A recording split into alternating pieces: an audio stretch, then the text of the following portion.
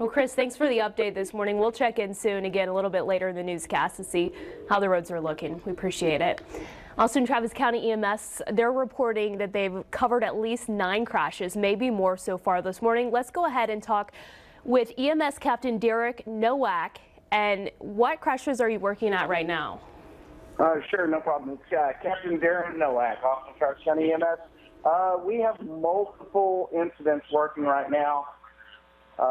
Continually to hear them come in from all over the area. Just to give you some rough numbers that we've been working with, we've responded to 57 and counting collisions since midnight. 11 of those between the midnight and 5 a.m. time. So just after 5 a.m. is when we started seeing the increase in the ice-related incidents, and since that time we're at 46 accidents and counting. What kind of injuries are you seeing this morning? I'm unaware of any major or life-threatening injuries at this time. Everything from just arriving on the scene, finding out that everyone is okay and no need to be treated as a patient, to actual people being taken to the hospital for various injuries. We did have one incident of note, I believe in the 15800 block of I-35 earlier, where an accident had occurred and people had exited their vehicles, and then subsequently there was a auto pedestrian accident after that. So we're advising everyone, if they're involved in accidents of this nature and there's ice on the roadways or bridges, please stay in your vehicles. That's the safest place.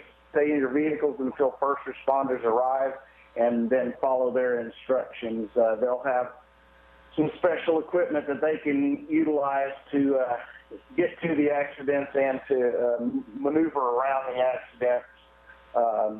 So we don't want people out exposed to the elements.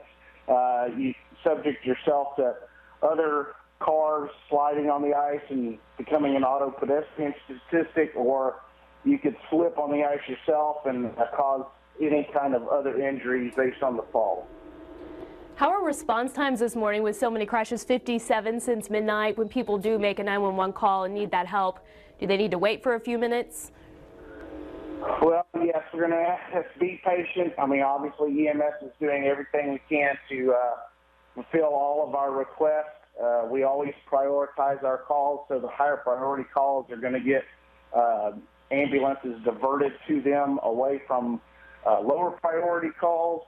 But we are finding that travel is difficult, and we are getting some of our ambulances, even once they're on scene, somewhat delayed, just so they can get into a position to get out of that area and be able to respond once again safely to other calls.